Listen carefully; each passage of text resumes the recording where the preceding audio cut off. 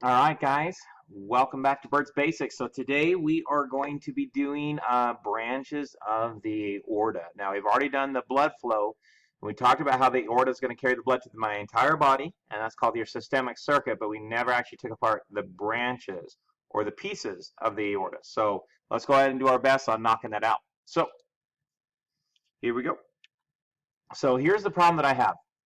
Now here's, we'll call this heart A. Okay, so let's call this guy heart A and this guy heart B.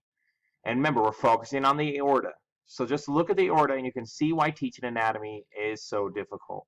So what happened was yesterday in the other videos, or well, whenever you watched them, we talked about how this is my left atrium. Okay, this is my mitral valve. The blood went to my left ventricle and then it went to the aortic semilunar valve. And then this right here is my all-made aorta.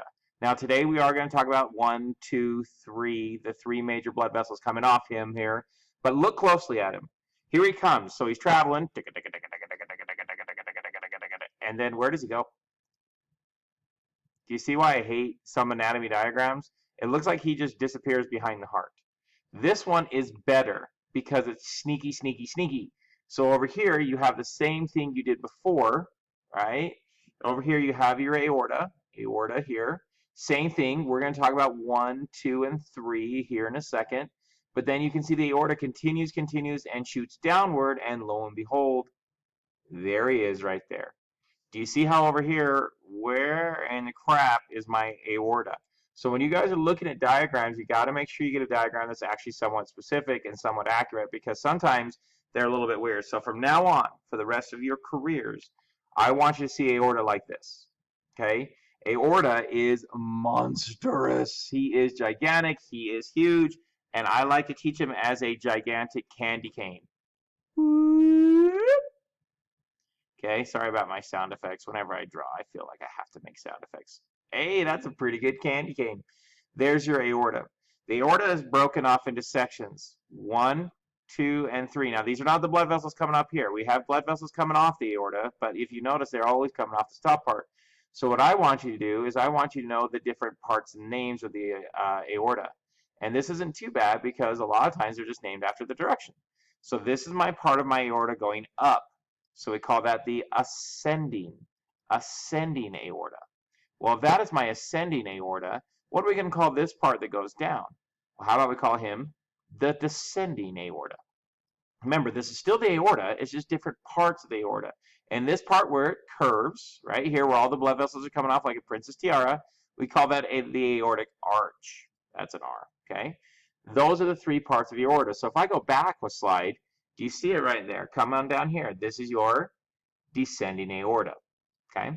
Now remember, the reason why we do this is because what if I say you have a problem in your aorta? Well, your aorta is a monster. So you don't know if it's at the beginning by the heart, if it's on the arch, if it's way down here. Check it out. The aorta goes to your freaking belt buckle, okay? There's your belt buckle. Whoop. Wow, that is the most not center belt buckle on planet Earth. So this is still called my aorta, and it's way down here past your navel. Notice it splits right here. Once it splits, you can no longer call it the aorta. It's still the aorta. Change your shape, change your name. It's named after these bones right here. This is my iliac artery. Okay, iliac, from your iliac crest, iliac bones, stuff like that. And then it eventually turns into the femoral artery. So now what we need to do is we need to focus on this 1, 2, 3 of the blood vessels coming off the aorta. Now, the biggest problem you're going to have on here is right or left. Remember, you are dead on a table. Oh, those are supposed to be the exits for your eyes, okay? Or hickeys on your chin. Not sure. But you're dead on the table. So if you're dead on the table, that makes this your right side and this your left side. That will make a lot of sense here in just a second. So make sure we understand our rights and our lefts. So if it's okay with you, before I show you the diagram, I want to explain them because I feel if I explain them, they'll make more sense. So what I'm going to do is I'm going to number them like this. I'm going to number them as 1, 2, and 3, and we're going to start with number 3. Now remember, we already said this is on my left side of the body. This is on my right side of the body. That comes in important. Number 3 does the following, okay? Number 3 curls off the aorta. Remember, oxygen-rich, sexy blood. I know it's red, but I need a different color that stands out a little bit more than red, so if it's okay, I'm going to do purple, okay? So what happens is it comes off here, off branch number 3, and it curls this way. It goes underneath this bone right here and then shoots towards your arm. So we decided, what should we call this blood vessel who goes underneath that bone right there and shoots towards your arm? Okay. Well, let's see. He's on the left side, so we're going to call him left something. Does anyone remember that bone is right there? That bone is called your clavicle. Okay. Now, if you said collarbone, that's okay, but it's clavicle is best. And this goes underneath it or under it or below it. So we call this my left subclavian artery because it's going away from the heart, because it's going under the clavicle. Now, guess what? You do have one of those as well on the right side. It goes under here towards the arm, but it does not connect to the aorta. Huh, that's weird. We'll deal with that one in a second. Okay, let's deal with number 2. Number 2 is also on the left side of the body, but this guy doesn't go towards your arm. He shoots straight up into your head. Straight up into your head. In fact, when you push your fingers on your neck, this is the one you're checking the pulse of, right here in your neck. So we call this guy the left, because he is on the left side. And see if you guys recognize this word. We call it the carotid artery.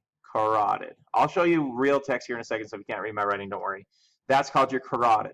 So the real question is, can you take a pulse on the right side of your neck?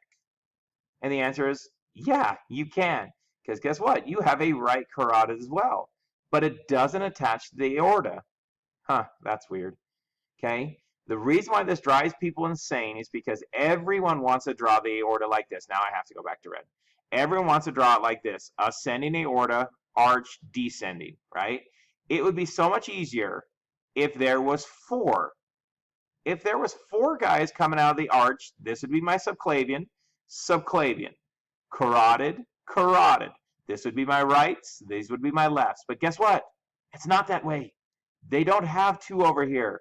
They only have 1. So now the problem is, how in the world do we label this one guy? Well, if you notice, he should be bigger than the others. He should be bigger. In the other diagrams, he looks bigger. Because guess what he does? Okay, let's come up here and pick purple again. He combines both of them. Your subclavian comes and anchors to him. Okay? Your carotid comes and anchors to him. So should we call this guy the subclavian or the carotid? Because he's really both of them. He will branch into both of them. We don't call him either. Okay? And we don't use the word right either. Because if you say he's the right blah, blah, blah, blah, blah, then you're assuming you have a left one as well. And you don't. He's unique. He's alone. And he's by himself. And his name is, I'm going to write it out here because, like I said, I care more about the medical terminology of this than the actual name of the actual guy. His name is the Brachio Cephalic artery. Now, we don't call him the right brachiocephalic because you did, then you think you'd have a left, but you don't. Now, let's talk about the words and see why you guys are totally cool with this. Brachio, arm. Cephalo, head. I love this guy. This is your arm-head artery. He services the arm and the head for the right side. That's your brachiocephalic. So now if we look, let's go through this guy. Once again, here's your parts. Ascending, arch going across, descending going down. 1, 2, 3. Okay, look how big 1 is. 1 is both of these generally combined. Number 2 goes straight up to your head. That's my left common carotid. Just left carotid works for me. This guy's going to go under the collarbone, so he's your left subclavian artery.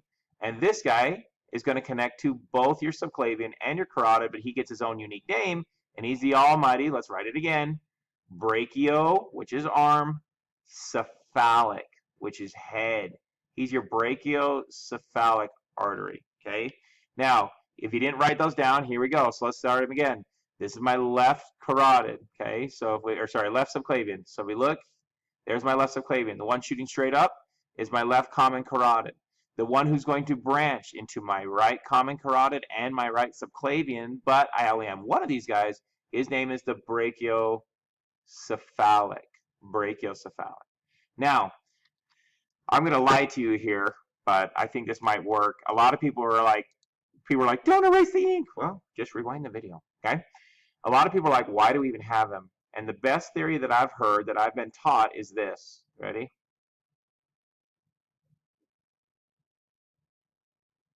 Does anyone know what that square is supposed to represent? That's supposed to represent your sternum. Your heart is offset to the left side of your body. You know that. So if you look, your carotids are actually quite parallel to each other. Your subclavians are actually quite parallel to each other. So since the heart's on the left side, okay, I need a little extension of a blood vessel to get it back to the right side. And this extension to get it back to the right is called your brachio cephalic. Okay, brachio cephalic. Okay, you guys did pretty good. So let's just see if there's anything else we need here. I like this, and then don't forget, what happens to the aorta? He comes down and he forms your who? Descending aorta. And there are so many things coming off your descending aorta. I'm not kidding. So like, you know, this can go to your lungs, into your internal organs. This could be your renal artery and hepatic artery. Okay, these can go to different places. There are so many blood vessels coming off your descending aorta. It's crazy. Okay, there's only one more guy I want to teach about aorta, and then we're done with the branches of the aorta. And it's this diagram right here. Okay, I read, and this could be total lies. Okay, I don't know. This could be 1,000% lies. I read in an anatomy book that they use weird font on anatomy diagrams, like ancient font, very cursive font, because it says if your brain struggles to read it, like say you're trying to read right down here the pulmonary artery, which is sucky. They should call this a pulmonary trunk. Okay, say you're trying to read this. It says that if you can't really read it very well, that your brain will memorize it better. So if that's true, your next test, I'm going to put an ancient Gothic font, and we'll see how well you do, okay? So what ends up happening is, if you look at this diagram, now we're including a lot of other cool things in here as well, but you have right here, you have your ascending aorta, your arch. Descending is really not in the picture too much, but you can see here's your brachiocephalic kind of hidden, there's your carotid, there's your subclavian. Those are the three coming off of him, okay? So now look close, okay? There is one super important artery that I need to teach you. Super important. And it actually is coming off the ascending aorta. Do you see him? Find him. This is the only one. There's two of them. They come off one side, but these are the guys coming off your ascending aorta, and they are kind of important. Just a little bit. So let me scroll down and see if you can see it even better. Right there. There's one. And then here's two. Can't really see him, but he's going to come off this way and form this guy right there, okay? If you notice, this is one of the most important guys. This is your coronary artery. Coronary artery services your heart. A lot of people think for some reason when the blood's just in your right atrium, right ventricle, left atrium, left ventricle, everyone thinks that as the blood kind of shoots through here, you know, kind of going back and forth as crisscross, they think oxygen is just going to dissolve. That's not true. That's not true at all. Okay, you have a muscle that has to squeeze. We've talked about how the muscle squeeze. This guy needs blood, and he comes from this guy right here called your coronary artery. Your coronary artery services your heart. Now, this is actually way important because guess what happens if, I don't know, say the coronary artery gets blocked right here. Well, I haven't done diseases yet, but one of the biggest diseases we have to talk about is CAD. Coronary artery disease. Well, if this dies, if this gets blocked, then all of a sudden oxygen here will plummet. These cells will start to struggle, and these cells will begin to die. And that is called a heart attack or a myocardial infarction. Okay, so this coronary artery is gigantic, and he's huge, and he comes right off the ascending aorta. So don't forget him because I think he's a must. Okay. All right, guys, that's it. Let me go ahead and find a diagram for you guys to try to test your knowledge on. All right, guys, so here's your quick quiz on the aorta. See if you understood it. This is kind of cool because I like testing these guys, except I can't believe they gave you coronary. Okay, so why don't you pause the video, see if you can write all these down yourself, and then I will unpause it and show you the answers. And thanks for watching Burt's Basics. I'll see you on the flip side. Here comes the answers. And there's the answers. Thanks, guys.